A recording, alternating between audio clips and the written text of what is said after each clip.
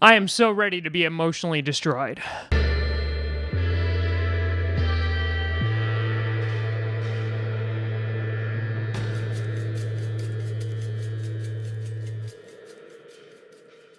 Grossi Posse, Game of Thrones Nation. Welcome to an episode of Game of Toms, a special edition of Game of Toms, because some of you might be watching this right now and be like, Tom, it's not Sunday. Why are you here? Which is a common phrase that I am asked when I enter strangers' homes. But we are here today to do some predictions because, as was established this week in episode 2, this was the calm before the storm.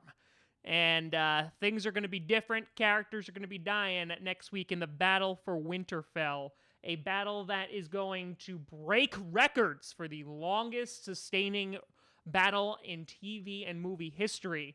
And you just know people's going to be dying during it. So, what I wanted to do today is I wanted to express my opinions on who I think is safe, who's kind of in the middle, and who's in some deep, deep trouble and doo-doo. And then we'll take it from there. And then you'll let me know what you think down in the comments below. So, the safe list. These are people I don't think are kicking the bucket just yet. The first one, Arya Stark. Now, of course, Arya had everyone checking Google to make sure that Maisie Williams was above 18 years of age in this previous episode as she made the sex with Gendry. But there's a reason why I think she is going to be completely safe. One is because she needs to meet the Red Woman, Melisandre, one more time. The last time that Melisandre and Arya were together, she was like, hey, we're going to meet again. And Melisandre even said, like, I'm going to die in Westeros. So I could see her come back into the fold. Maybe Arya's going to kill her. Who knows? Maybe Jon, maybe even Davos is going to dabble in killing her. So I think Arya is going to survive, even though in the trailer, when they're showing the Battle for Winterfell, she seems to be in a bunch of trouble down in the crypts, running away from some unseen enemy. And so she's my like safest bet for someone who's going to survive episode 3. Then of course we got Mr. Aegon Targaryen himself, otherwise known as Jon Snow. I really don't think Jon is gonna die. It really wouldn't make a whole lot of narrative sense considering that these past 2 episodes it's been building up, right? Jon finds out who he is in episode 1, tells Dany who he is in episode 2, and then fighting immediately. For them to kill him off, I feel like that would ruin it, like, and alleviate any tension of him potentially taking the throne from Dany. And so I still think that Jon Snow and Daenerys are going to have some things to work out after this episode, like who's going to rule Westeros. So I don't see Jon Snow dying just yet. And then finally, because there's only one other person I think is completely safe on the list, and that's Sansa. And the reason being is similar to Jon Snow, is that she has unfinished business with Daenerys, considering she's basically saying, hey, the North is not going to bend the knee here after, you take over Westeros, so what's the dealio? I also think they're setting up Sansa to either be the ruler of Winterfell or even potentially, who knows, maybe she hops on the Iron Throne if Jon and Daenerys don't make it through the rest of the season. But I think Sansa has more than proven herself, considering she also seems to be better at this game than Tyrion is in Season 7, considering mistake after mistake that he's making. And then Sansa's like, yo, you used to be a smart man, now I'm a smart woman. So yeah, those are the 3 people I think are completely safe, and there's very little chance of them dying. But then again, it is Game of Thrones, and just like the Backstreet Boys, they're not going to quit playing games with my heart. As for the Hound, well, we all know why he's safe. He's got a bowl to get to. Now for the next list, these people are practically safe, but I could see their deaths occurring in the next episode.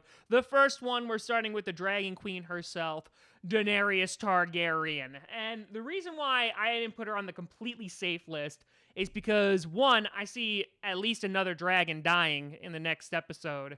And, if she goes down in a flaming pit of glory, kind of leave Jon knowing that he is the rightful heir to the throne of Westeros. And while that could eliminate a bunch of different plot points, I think one of the things they're building up to is when Sam was asking Jon if she would kind of like give up her rule to save other people or to kind of be that selfless kind of leader, I mean, Dany has the potential to prove it here, right? Whether it's saving Jon Snow, whether it's saving somebody else and sacrificing herself. And so I feel like she's most likely going to be safe. If they're going to kill her off, it's not going to be till later.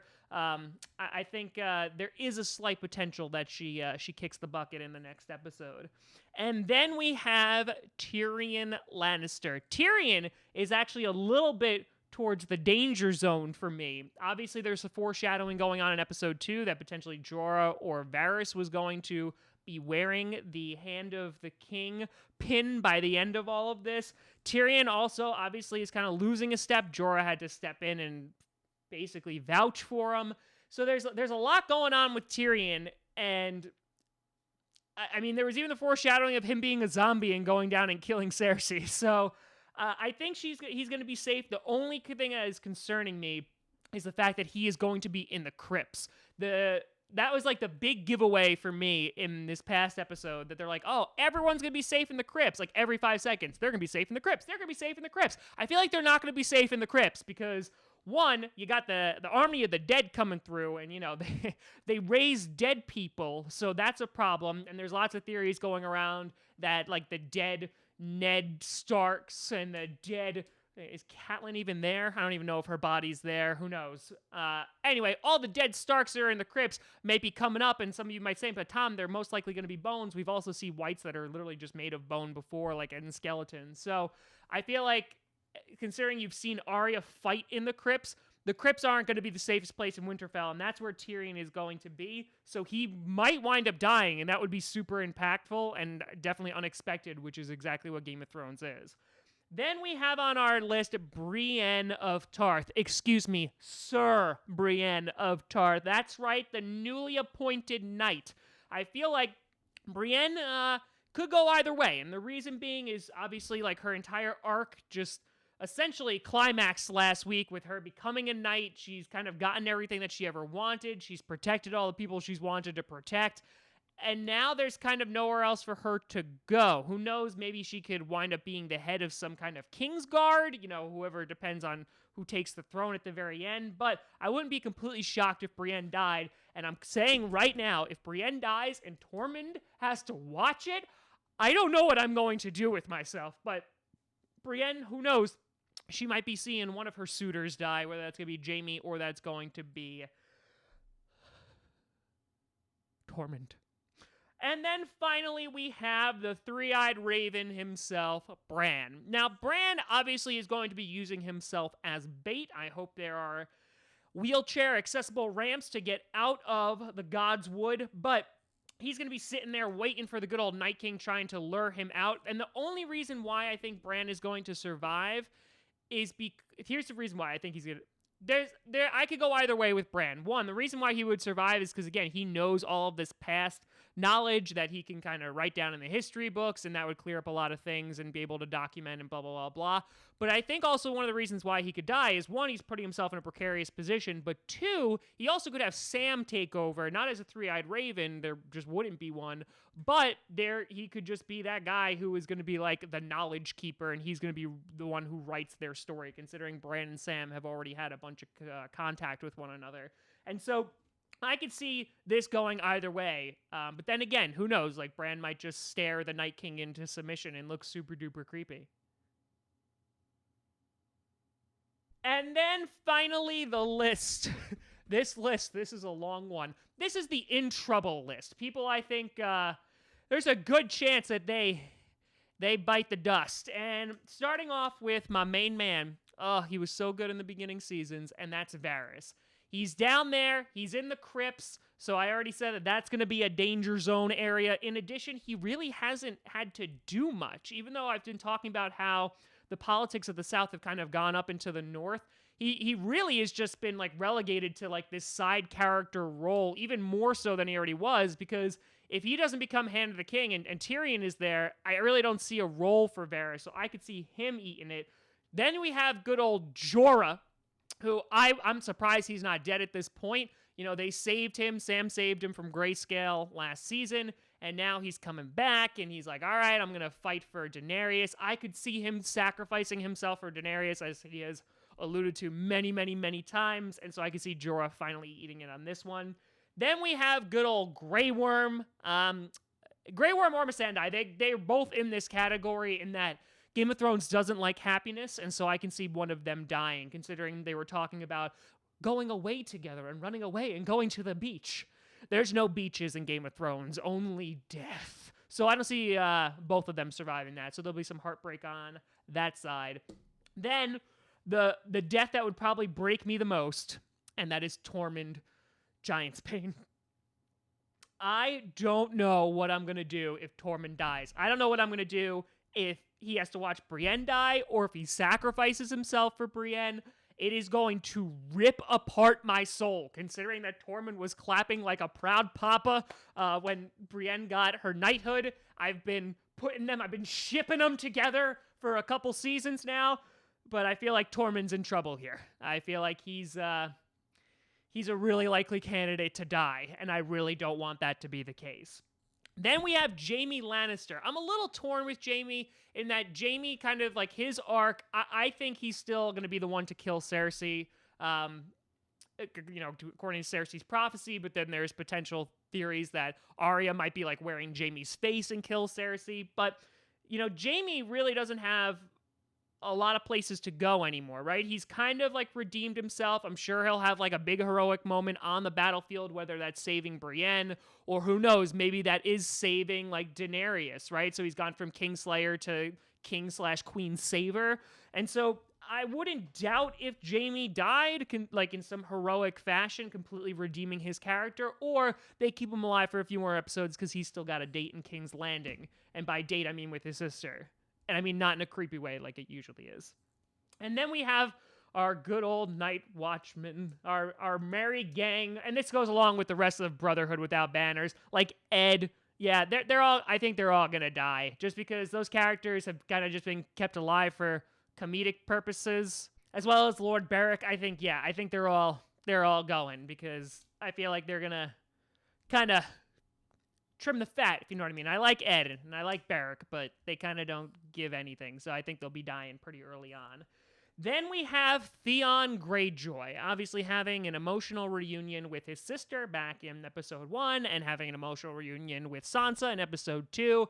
And he is the guy who's going to be charged with defending Bran. And I think that this would be the perfect way to end his story, considering back in the earlier seasons, he took Winterfell from Bran. This is going to be his way of redeeming himself and going out in a blaze of glory against the Night King and the army of the dead, protecting the Stark child that he took Winterfell from.